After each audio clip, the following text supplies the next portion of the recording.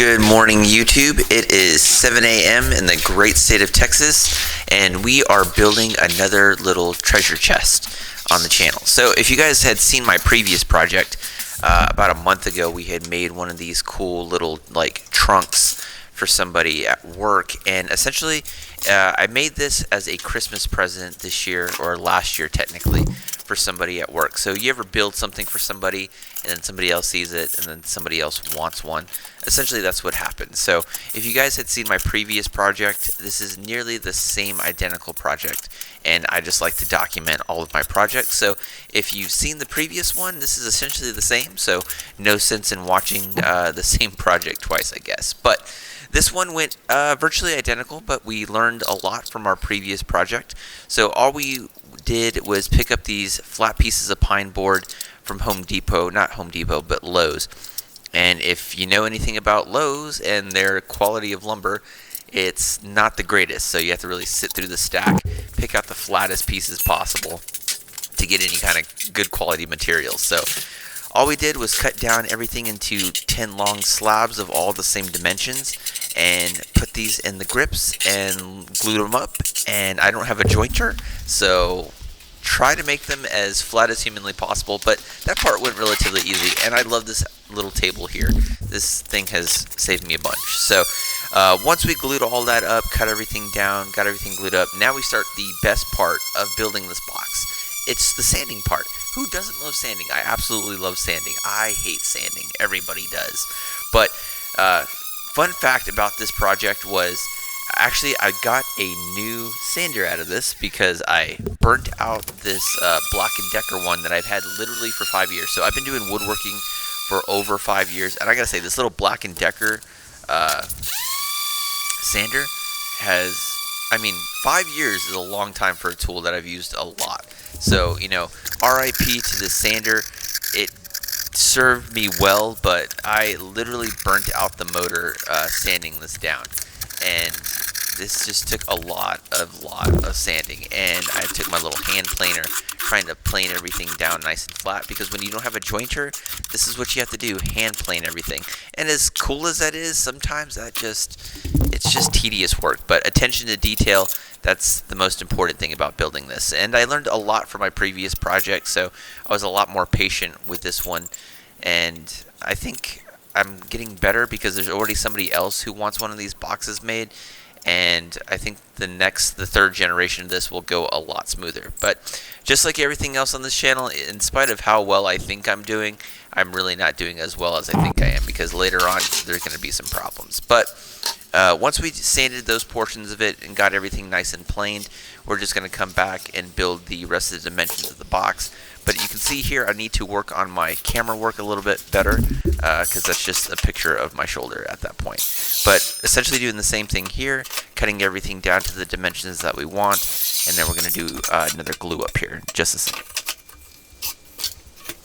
And again, I apologize for my voice. I've been kind of under the weather lately, so that's why I sound a little raspy. But it's also 1:30 in the morning when I'm doing this commentary. Can't sleep, so I thought I'd get up and do something productive. But you can see here all we're doing is just gluing in the boards, and this will eventually turn into the lid that's going to go on top here.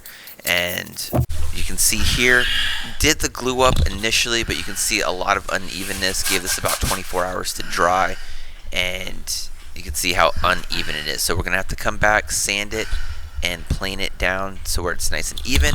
And I didn't show that part, but all we did was sand it and plane it, and now it's nice and flush. So now we have a flat joint piece there. And all we're doing now is cutting down the dimensions that are going to be the actual side of the box. And if you're interested in doing this project, essentially all you're doing is just building a box. Just like I said in the previous video, we're just building a box. And if you're wondering why I put the weights on there, it's to keep everything nice, flat, and level and down. Because sometimes when you put things in the grips like that, it tends to bow up. So if you put something in the middle, it just keeps everything nice and flat and keeps those boards from popping up. But here we are just sanding down. This is, the sander's still going strong, but it's like creaking out, and I can tell it's definitely on my last leg. So had to go to Lowe's and pick up the DeWalt sander. And, I'm not a big, I love tools, but you get what you get, and you pay for what you get. But that was a $200 sander, or something near that amount. And I'm like, it's a nice sander though, I'm not going to lie. I already had the battery pack, I have some DeWalt tools, so I didn't need the charging station and the battery. But that's a near $200 sander. But granted, it's a lot easier on the hands, it comes with variable speed. So if you're interested in that sander, would recommend, but it's going to cost you a pretty penny. So I think, doing 5 years of, woodworking, you invest in your tools in your shop. So use what you got or use what you can afford, but that's what they had available, and I just splurged for it. So I hope the person that got this box was appreciative. But it's a nice sander, but hopefully it lasts just as long as the Black & Decker one. So anyway, now all we're doing is putting in the sides of the box and nailing everything down, wood gluing, and just, making a box. And it looks pretty good up until this point.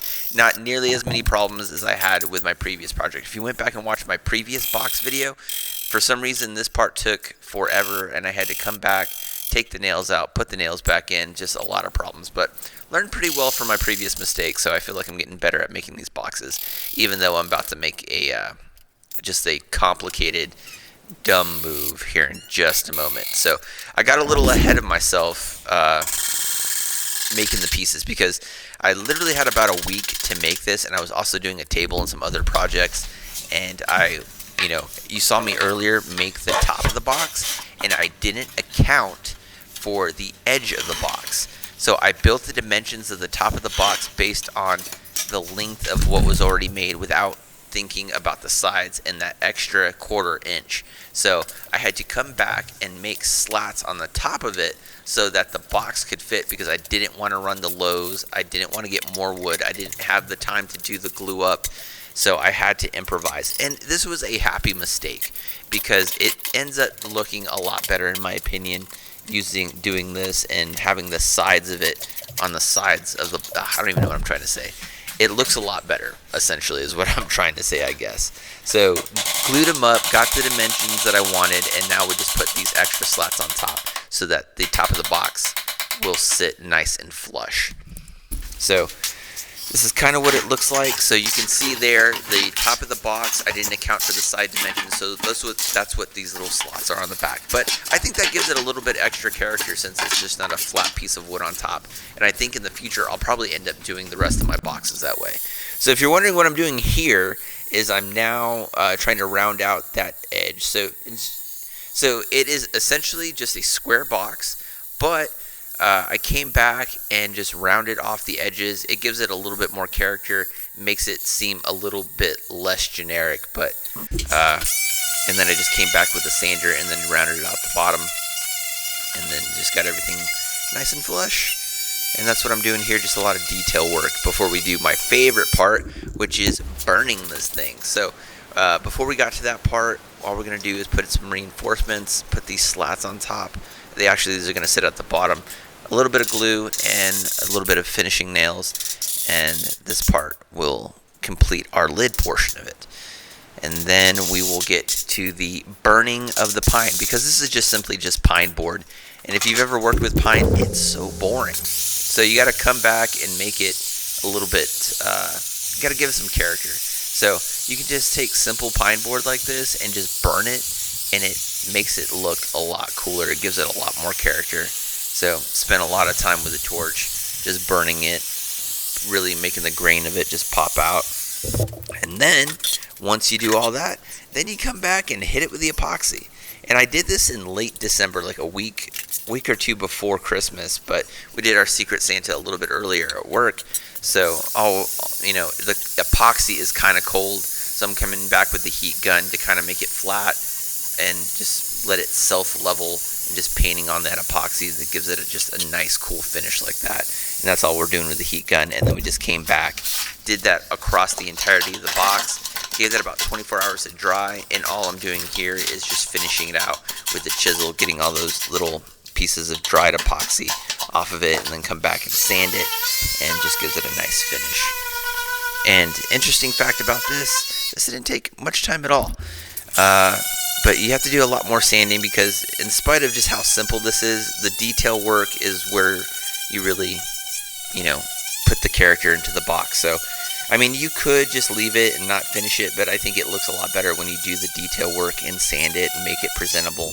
Makes it a lot cooler. So, picked up these hinges from Lowe's. Again, these are the same hinges that we used in the previous project.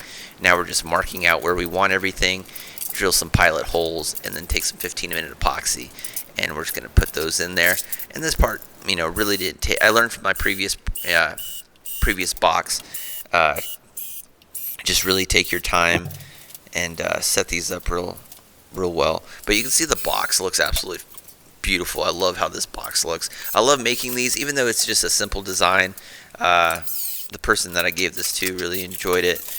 And like I said, people are already asking me to make them this project. And I just give these away. I don't charge people money for this. I just like to do stuff for people. And yeah, that's basically that. But here we are putting the locket on there, the locking mechanism that'll sit there, and then it'll just be a closed little chest. Interesting fact, the little locket that I ordered off of Amazon, it was so small, I ended up throwing it away, and luckily I got like overnight shipping for this little lock that ends up closing out the box. But everything just came together in spite of all the problems. We ended up getting everything finished, and this little lock here, I accidentally threw it away, but it's just a nice little accent piece. I think it looks really cool, but really happy how this turned out. The person that gave this box to was really appreciative. And there's my cat in the background. There's Stanley. He's a movie star. But really beautiful box. Love how this looks.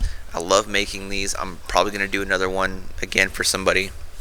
But I liked it, so I hope you guys liked it as well. But looks really cool. But any hoots, this was last year's project, so hope you guys are liking it. This is what it looks like when it's open. Put a lot of cool stuff in there. And I'll see you guys in the next one. So hope everybody's having a good 2024 so far.